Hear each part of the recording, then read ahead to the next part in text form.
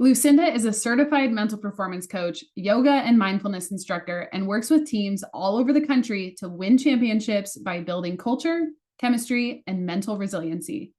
As a fellow mental performance coach, I've gotten to see Lucinda work with some really cool teams like Rochester Institute of Technology hockey team, who won the Atlantic Hockey Championship, the University of Buffalo women's soccer, who won the MAC championship, getting to see her teams reach the NCAA Division III women's basketball tournament for the first time in years. And why do I mention this? Because mental performance creates results. Even cooler is that Lucinda specializes in using mindfulness and meditation as the lens to performing present.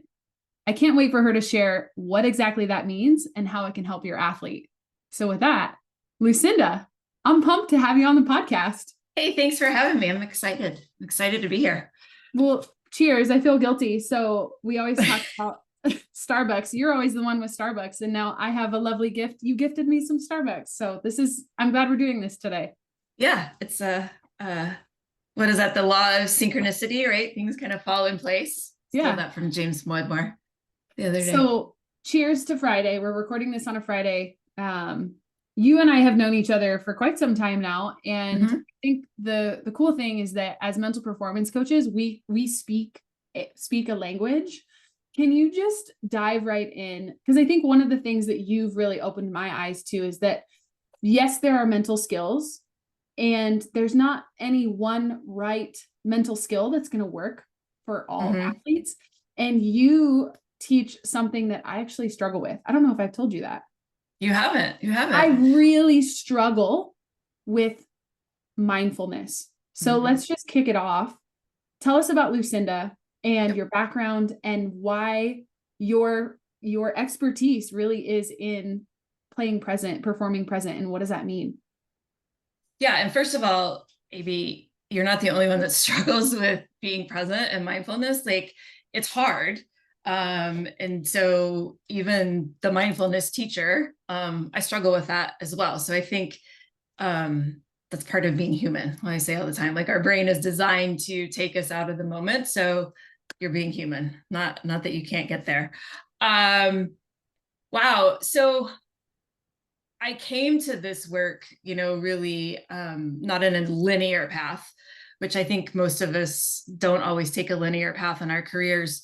I was a single sport athlete growing up, and I didn't know how to manage my mind. I didn't know how to manage self-doubt and overthinking and fear and comparison.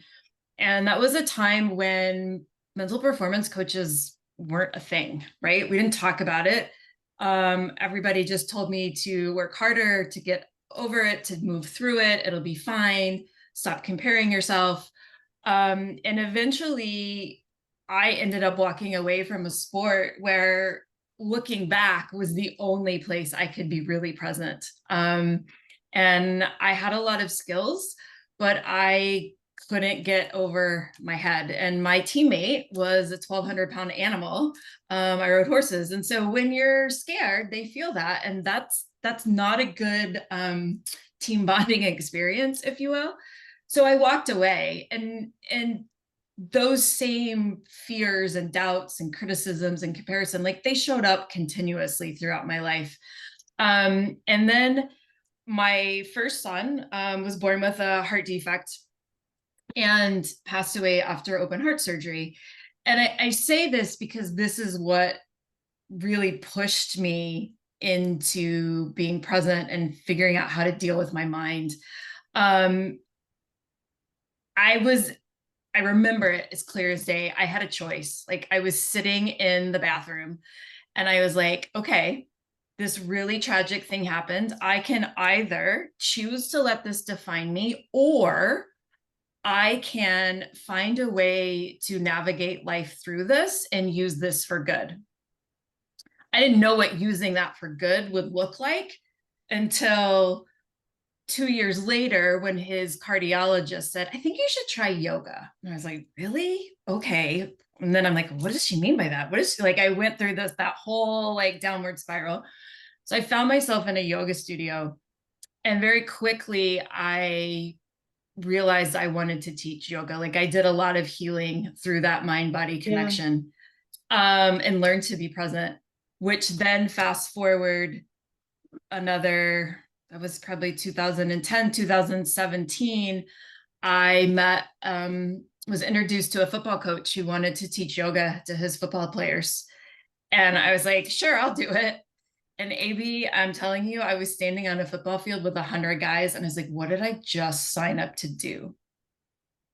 And it was magical. Like the first part was awkward and we laughed and they didn't know how to move and they moaned and groaned and complained. But then at the end, they got really still and they got really quiet. And it was just like the hair on my arm stood up and I was like, this is really cool. And they said to me, this is the first time my mind has been still. This is the first time I have stopped moving today. This is the first time I have been able to settle. And I was like, I want more of that. And really started to figure out a way to do this, and use those principles of mindfulness, meditation, yoga, and combine them with mental performance. Found Brian Kane, did a certification, found you, learning a lot, right? And have left my full-time job. It'll be 2 years in August that I left. So I feel like I have the coolest job ever. Same. And we wouldn't be connected had it not been for those moments. I want to touch on that because grief is such a powerful tool. And then I'm just going to trust that this is, you know, whoever's listening to this, even in the deepest sorrows of grief, there are gifts waiting for you. And in the moment, and think about the time, right? I hate the saying time heals. Time doesn't heal. It just changes it. And this is the path that has evolved from that grief. And your story is very similar to mine. I don't think Fearless Fast Pitch would exist had I not researched how to cope with the loss of a parent, you know, through my dad's cancer journey. And that's part of my story. And it's like, if we just embrace that, those kind of fracture points, that fracture point in your life created so many blessings that I don't think would have happened had we not walked through that deep grief. No. And I wouldn't change it. And I think people look at me kind of like, really, you wouldn't have, and I would not change that, right? I wouldn't have my son now. I wouldn't have this life. I wouldn't, like, I don't know what my life would be like. Was it hard? Yeah. Is it still hard? Yes. But that loss, like, we have a choice, just like athletes have a choice of like, are you going to choose to like think negative? Or are you going to choose to reframe your thoughts? Like, we always have a choice in how we approach things. And it's only in hindsight that I'm like, oh my gosh, that walking away at age, 14, 15 from a writing career, like that started me on this journey. I have no doubt now. Now it took me a while to link the dots together, but it's crazy. But I think that's what makes our job really fun, is that it doesn't feel like work because we're just giving athletes an opportunity to have the tools that we didn't have. Right. And I tell athletes all the time, I say the skills that I'm teaching you, they literally saved me. Right. So, and I still practice them, I still lose it when somebody like cuts me off in the parking lot. You still have those moments, right? I mean, or somebody triggers me on Instagram and I do the comparison game and my inner critic gets really loud. Like, these skills, you and I know this, they're bigger than softball or sport, whatever the sport is. They're life skills. And you and I are using them every single day, not necessarily in the context of a softball field or hockey rink, but in being a parent and a mom and a spouse and business owner, right? We're using them the same way athletes do. Well, so this is like a perfect segue, because one of my biggest burning questions is, now you get to coach me. Truly. This is my issue with mindfulness. And I'm sure that a lot of people experience this same negative chatter about it, is our society is go, go, go, go, go. And so for somebody to set aside time to just be, I think one of the biggest mistakes that, in my mind, for me, mindfulness is prayer. And I find myself setting aside time for prayer. And I think it has to be this all or nothing, right? Of like 30 minutes of prayer time, an hour long holy hour. I have to go to the church. I have to like sit in perfect silence, and I can't get distracted. And I know a little bit now from you, but can you bust that myth, right? Like, how can someone get started to like rebuild and just practice this like muscle? Because it's the mental skill, right? It's like it teaches practice. Right.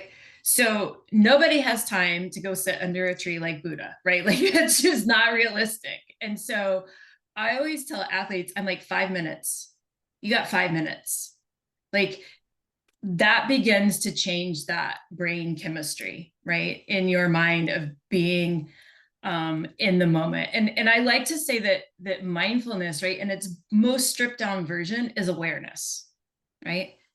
It's awareness of what you're thinking, what you're feeling, your awareness of your environment, what's going on, what you're hearing, and then choosing whether you want to get curious about what that thought is and explore it, or you're just going to allow whatever comes up to come up. So a lot of times people think, well, you must be so calm and zen. No, like, mindfulness is uncomfortable. It is, it's hard. It's like you want to, when you get like a mosquito bite and you start scratching it, and you want to stop scratching it, but it keeps itching. Like, mindfulness can be like that when you're sitting in stillness, right? And that's a great analogy, because that's how it feels for me. It's like this, an itchy, it's like the more that I try to be still, the more that I want to move, the more that I want to run away from this feeling of like trying to be present. It's very hard for me to be present. Yeah. And it's like, okay, I'm here. I'm Coach AB. I'm here. I feel my feet on the ground. I feel my seat sitting on the floor. I'm fine. I'm going to just breathe through this. And really, 5 minutes a day is going to begin to change that. And I think some days you come in and you're like, wow, like, I'm in a pretty good place. I'm really present. Like, the thoughts aren't bouncing around. And then other days it's like ping pong, right? Or like whack-a-mole, like you kind of clear one thought and then another one comes up and you're playing this game.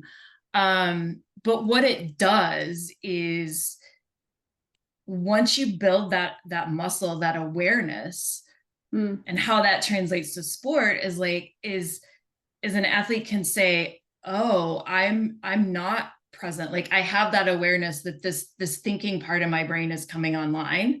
Now I need to implement those mental tools to come back, to ground myself, right? I know for me, and I think this is from the yoga in particular, that when my thinking brain is about to come online, my armpits get sweaty, my chest gets heavy, and I get kind of like a little butterfly in my stomach. So that's my signal that my inner critic, or those negative thoughts, or whatever's happening in my brain, is about to shift, and I need to pay attention. And through that paying attention, that's either feeling my feet on the ground, scanning through my senses. I see, I feel, I taste, I hear, or very simply just taking a couple of belly breaths in and out to just bring me back to the moment. So that's something, is like to come back to the body. Back. And we teach grounding in the Fearless Warrior program of how do you ground into your feet? How do you come back? If I could describe this to you again, like if we could have these tools and go back, a lot of my clients have actually said this too. So I would love your insight on this. I call it pitcher's amnesia, which I'm sure it happens for hitters and other sports too.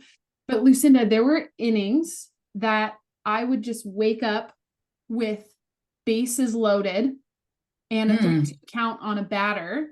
And I remember at the time, one of my friends, we came into a huddle, she was playing shortstop, and I literally looked at her of like, how did we get here? And she looks at me and she goes, AB, you just walked 2 batters. You got us here. Like, snap out of it. What are you doing? And it was one of those moments of like, I think we just get so in this like rush. If I could go back and tell myself, I was trying to focus, but for whatever reason, it was this pitcher's amnesia where I was just going through the motions. I wasn't performing well. And then when you're not performing well, your brain's off in la la land with negative thoughts. And then you look up and you're like, how did I get here? I got myself here, of like, if you Yeah. could coach, college AB, this is what mindfulness helps with. This is what, when parents are yelling at their athletes from the stands and saying, focus. Well, have you Right. taught them how? Correct. Right. And often those parents are not focused, right? I mean, we live in a world where being present is not like something to be proud of. Right. Like the more things you can have, the more tabs in your brain that you can have open, the more successful you are. um and I found too, like now I will just drive in the car in silence, right? And that makes you be present, you know. Mm, Like there's other ways to sneak it in without like sitting on a meditation cushion and um being still. yeah. See, even right now, my brain, what my brain is telling me is like, yeah, that sounds great, Lucinda, but I have things to do. I have podcasts to listen to. It's like Mm-hmm. we welcome the noise. It's Yeah. very easy to pick up your phone and scroll. It's very easy to Yeah. not be present. Right. And knowing that the brain likes comfort and routine. So my guess is like your brain likes going, going, going. And when it hears, oh, well, we might be still, it's like, oh no, danger, danger. That's change. Why I, is it so dangerous? Why does it feel so dangerous to the mind? right, right. And I think because it elicits that same sort of response in your body, right? That being in danger. I mean, if you think about our brain, is its job is to protect us. Mm-hmm. Anything different is your body's like, I don't know about that. Like on subconscious level, that feels really uncomfortable to you to sit in stillness. And so your I think brain's it's like, a I think it's whoa, attached to my belief of needing to be productive. yeah. That Because that, stillness, like even just sitting watching TV with my kids, I feel like I have to be multitasking and like sorting their toys or like folding a basket of laundry. I think yeah, I'm attaching that belief of rest and stillness is not productive. right. And if you think about athletes where they need recovery, right? They need Mm-hmm. downtime. And we wonder why they will play through an injury and continue to get hurt, because we've all been taught that rest and stillness is not okay, right? Right. We're not enough, or we're not reaching our full potential if we take the time to rest and recover. Yeah. Yeah. This is like breaking down so many cool beliefs and so many um, societal norms. Mm-hmm. Yeah. So I want to hear more. You work with some really cool teams. You work with, Yeah. I work with a lot of softball. You work with hockey, soccer. You have a flag football team in Texas. I Um, do. Yeah. just some like really cool teams. So I guess open up our minds of like, how are you working with teams? What's your day to day? Like you go work with a team. Are you guys doing yoga like, alongside mental skills? How are you implementing? So originally, right, it was yoga.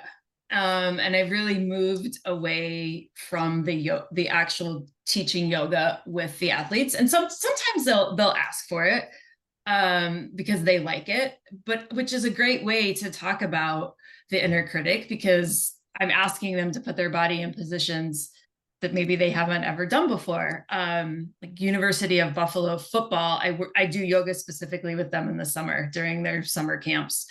And they're hilarious because they're like, oh, this is so hard, but they're learning to deal with that inner voice in those moments. Um, but I have 6 pillars that I take teams through. And the first one is, what does it mean to be a mindful athlete? What does it mean to be present? What does it mean to be in the moment? And I think one way to think about this is we talk about anchors. Hmm? And that's something they can really grasp onto. And if you think about, like, if we went out on a boat and we had this bougie boat, right? And we were going to sleep on this boat, right? Um, and we forgot to put the anchor down, what would happen? We would, I don't know where we would end up. We'd We would meander. end up, right? We would end up on another island or another, right? Far away lands. Your mind is the same way. It needs an anchor to keep you present. So if you don't have something to keep you in the moment, your mind is going to drift. And so for an athlete, that can be, for hockey, a lot of guys use the blue lines on the ice. I have some guys that will use, their thing is there's a specific 0 in the scoreboard, right? And the time clock. Soccer players will use the flags on the side of the field or the 18-yard box, right? So using their environment to keep them anchored in the moment. So we're giving them those skills. We do also practice being still. We practice sitting. Now it's like for 5 minutes. I can sit in silence for a long time. You are the master. You're the master. Well, it's chaotic in my mind, but I'm fine not talking. So they, we'll sit, we'll practice that. And then we'll be like, well, what was that like? What came up? What were you thinking about? What were those thoughts? And then you can begin to track, right? Because most of our thoughts are repetitive. We know this through science. We know that they're negative. So you can begin to see what those beliefs are and what those thoughts are that get in their way. And then we can begin to break them down. So I'm with teams, like I'm in their team rooms with them. Coaches usually aren't there. Sometimes I will go in and I'll have an agenda, like this is what we're going to talk about. And then that goes out the window because we have to talk about what happened during a game or. Right. We've had some really cool conversations about some of the teams where what you expect versus what you walk out of. And those are the sessions where your athletes text you, like some of the texts that you have gotten and shared is like, I needed to hear that. I needed that today. Like we get to be the voice that they don't necessarily always hear. Cause we're not writing the lineups. We're not giving them scholarships. We're not their parents. Correct. We're literally just there as their biggest support asset. Yeah. Yeah. And I think that's why it works. Right. And this, right? I work with a lot of college teams, and a lot of college athletic departments have their own sports psychology people on staff, which is great, right? But they're also checking boxes. And so they do a lot of the multiple boxes. Like one mental performance coach is assigned to multiple teams. Right. And they're really in charge of like mental health, which what we do in mental health are very much integrated, but I am not a mental health specialist. Like that is not my training. Right. Well, so let's touch on that as a side note, just so you are hearing, if you're listening to this, what we're saying is mental performance is as it relates to sport. And so if an athlete is struggling with their lifestyle, so like eating, sleeping, daily life, if their mental health is interfering with their daily activities outside of their sport, which also translates to their sport, that's like an LM or what's the, no, I can't, I'm on the spot. LMPC, a licensed mental health, licensed mental health counselor, counselor, LMC. Yeah. Right. And there's a lot of designations and we refer. Yes. Yeah. Yes. We absolutely refer to those, but we get to be in sport mode. Yes. Yeah. So side note, I always want to explain that because I don't ever want people to think that that we don't care about mental health. It's like, we're so closely intertwined, but then we refer out. Yes. Cause I think it's a very gray area. And I think people, coaches in our position, those athletes are comfortable talking to us. Mm-hmm. And so we may get that information before a coach or someone else on staff. So we have to be comfortable and be able to recognize the signs and then refer out, because I don't want anything to ever happen because I didn't say something. Right. But I also think that these athletes feel so much pressure with the scholarships and NIL. Yeah. If they're struggling, they don't want to go to their head coaches because they know what's at stake. And it's like, it's okay to not be okay. Mm-hmm. Yeah. When you're in it, you don't want to risk, in their mind, they don't want to risk. Why would I risk playing time? Why would I risk my scholarship to tell my coach that I'm struggling? And it's like, if you're an athlete and you're listening to this, like, your coach wants to know those things. Like, please know it's okay to not be okay. If this is something that's impacting you, like, then all those things don't matter. And maybe I'm making it worse because there are some coaches out there that don't understand. Right. But I think that's where coaches that let people like us into their programs, we can help. Yeah. Right. Like but that's the thing is like you and I have the same conversations over and over again of like, I don't think enough coaches get it. No. Like for every team that we're working with, there's like 27 other teams that need us that either don't have the budget or they just don't care, honestly. Right. And it's changing. It is changing. It is changing. Yeah. How do we get on that? I don't know. I just really wanted to touch on mental health, and we went off, and this is good. Like we want to talk about these topics, but we were talking about you being that go-to, that resource where they do open up to you. They do. And because why it works, right? Is because we're not connected to the program. Like the sports psychology, that's still going to get back to the coach, right? There's a level of like privacy between what athletes tell me and what I report back to coaches, right? Like, so I think that's why it works, because it's not playing time, not scholarship dollars, not all of that stuff. Well, even our one-on-one clients. Yeah. Too. Right. We get to be that liaison. And I've had some really cool conversations where an athlete has been afraid to tell, dad to cool it, or mom to, this isn't helpful, or, oh, I really need my mom to know this. And we get to be that bridge of like, your mom actually doesn't really care whether you fail or succeed. She loves you no matter what. You just feel like that. And so I get to bring in those conversations, just like we would bring in that conversation with a coach and a player. Yeah, it is cool. Cause I tell athletes, I mean, yes, I love to win. I'm super competitive, but I do really love it when my teams win. But at the end of the day, I don't care, right? I really want to give them the tools to show up as the best version of themselves, whatever that is, right? Wherever they fit in the team, however many minutes they have or don't have. I want to give them those tools to be the best version of themselves, so that they understand like the human potential that they have and the impact that they can make on the world. Yeah. Regardless of sport. So that's the cool thing. That's why it doesn't feel like work. Right. Exactly. Yeah. Exactly.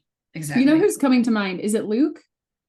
Who's your football player that did a video? Luke Wilson. Yeah. Can you tell us about Luke? Because I think Luke is a perfect example of this, of like how it's not just playing present on the football field, but like, can you talk about what that did for him? Yeah. So Luke was part of the very first team. Well, he played for the very first team that I ever worked with, that football team I did yoga with. So I had the pleasure of working with him for 5 years because he had a COVID year. And Luke was very skeptical of all of this as a freshman, and to watch him really embrace the yoga and the being present and being in the moment was just such a like amazing thing to witness, and to be at games and have his mom come up to me and say, I don't think he would have gotten through school and playing without you. And my favorite story about him is one season we met every Sunday morning on Zoom with like basically the starters would meet on Zoom, and we would debrief the game before. And he was talking about how, he just couldn't let those mistakes go. And I said, well, what do you say when your mom meets you after a game and says, great game? And he's like, well, I say thanks, and then like list all of these things that he did wrong. And I'm like, do you think your mom cares about that? He's like, well, no, she was just happy that I played well. I said, you're the only one that's holding on to those mistakes. And he really got to a place where what I call play carefree, right? Where he's just playing from that place of like love and joy and confidence this year, that it didn't matter how he thought he played. He could say thanks and stop it at that. And I think he's applied for some coaching jobs. Like he wants to be a football coach. I mean, he's now got his master's. He's graduating this spring with his master's. And I think he wants to be a coach, which is really cool, because it's coaches like that will change the game for future athletes. Like undoubtedly, like no doubt in my mind that he's Yeah. going to impact so many more athletes from the ripple effect from you and all of this. It's so cool. Yeah. I love Yeah. the story. Yeah. He's a good one. Well, I'll end with this. This is my favorite question that I ask everybody. Okay. It's the time traveler question. So you're a time traveler. You can go back in time at any time and give your past self one message. What would you tell yourself? Oh boy.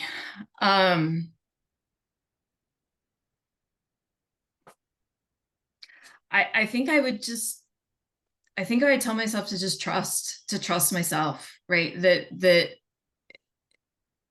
there is a plan and there is a path and it's all going to work out. So good. Yeah. Yeah. That's a deep one. And then you're going to write that down and tell your future self. It goes both ways, right? If we can tell our past selves, we can tell our future selves. So absolutely. I will carry that one with me today to trust more. Yeah. Lucinda, this has been so awesome. You and I talk every single week, but getting to share you with my people and the Fearless fam has been really special. So what is the best place to follow you? Is it Instagram? Instagram. Yeah. Yeah. Peak. Help me remember your. So it's peak_flow_. Okay. And we'll link it below. Follow Lucinda and all of her amazing teams. And if you have any questions about today's episode, DM Lucinda because I'm on my own mindfulness journey. It's a journey. It's a journey. It is a journey. It's a journey. I'm going to take up your challenge of being more mindful. So hopefully by the time this episode airs, I'll update everyone on Instagram of, my 5 minutes a day. So yeah. I think you'll be surprised how it will prepare you for teenagehood. Let me just tell you, because you're still in the thick of like little kids, but it has served me well with a teenager. So yeah, the nervous system reset, the regulation, it's we're going to need some of that. Yep. Well, I have lots of teenagers. I have hundreds of teenagers that are in my world. They feel like daughters. You do. They are very lucky. Till next time. Thanks for a great chat today and cheers. Yeah. Cheers. Lovers unite. Till next time. All right. Thanks.